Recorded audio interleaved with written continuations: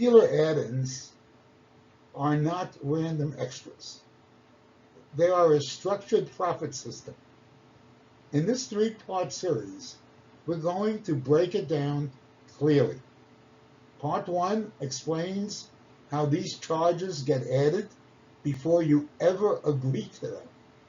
Part 2 explains why the markup is the real business of the dealership. And Part 3 gives you the exact language and strategy to get rid of these charges. We have them reduced or offset them before you sign. Our goal is simple, and that is to help you understand what the system really is. Part 1 begins with the most important point. Negotiation may start before you ever arrive at the dealership. The car may already have dealer-installed extras on it. Window etching, paint protection, nitrogen-filled tires, door edge guards, interior protection. These items may be added before the buyer sees the car, before the buyer asks for them, and before the buyer agrees to pay for them. That changes the conversation before it even begins. The key phrase is, "It's already on the car."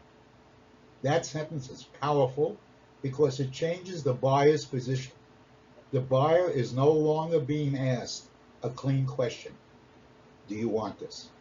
Instead, the buyer is being told this is already part of the vehicle. That makes the add-on feel less optional, and that is where the pressure begins. Many buyers look at the factory sticker and think that is the full story. But then there may be another sticker, not from the manufacturer, not part of the original factory equipment. It's a dealer addendum.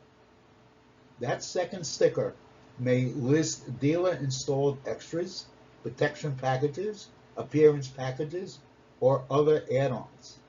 That is where the buyer needs to slow down the conversation. The second sticker is often where the add-on system becomes visible. Dealer installed is the phrase that matters. It means the item was added by the dealership, not by the manufacturer as standard factory equipment. That does not automatically mean the item is bad, but it does mean the buyer should ask a different question. Who added it? What does it cost? Was it disclosed clearly? And did I agree to pay for it? Dealer installed does not mean factory required. The dealership may describe these items as protection. Paint protection, interior protection, tire protection, theft protection, and protection sounds reasonable. Nobody wants scratches, stains, theft, or tire problems. But that is not the first question. The first question is, did I ask for it? And did I agree to pay that price? Protection language can make the charge sound helpful, but helpful sounding language does not replace consent. These add-ons usually sound practical when they are described quickly. Window etching is presented as theft protection. Paint protection is presented as preserving the finish.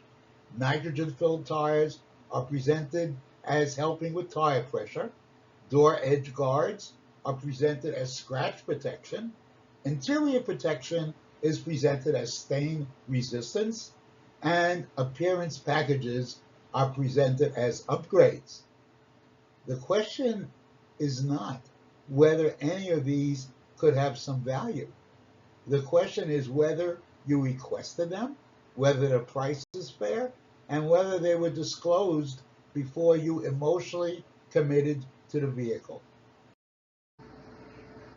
Once the add-on is already on the vehicle, it starts to feel like part of the car. That is the psychological shift. The buyer stops asking, do I want this? And starts wondering, can I really get them to take it off? That shift matters. The buyer has been moved from choice to resistance. And that is exactly why pre-installed add-ons are so effective. Timing matters.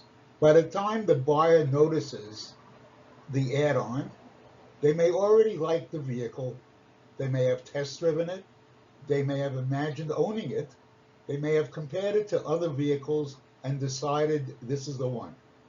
That emotional commitment gives the add-on more power. The buyer is no longer evaluating the charge in isolation. They are evaluating the charge while trying not to lose the car. That is why these add-ins work best after the buyer is already interested. So part one is about the setup. The add-ons may already be on the car. It may already be on the second sticker.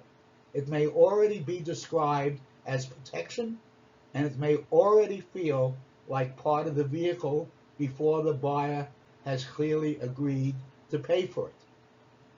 That is the system. Before the buyer can challenge the price, the buyer has to recognize how the charge got there. That is the first lesson. Do not confuse pre-installed with pre-approved.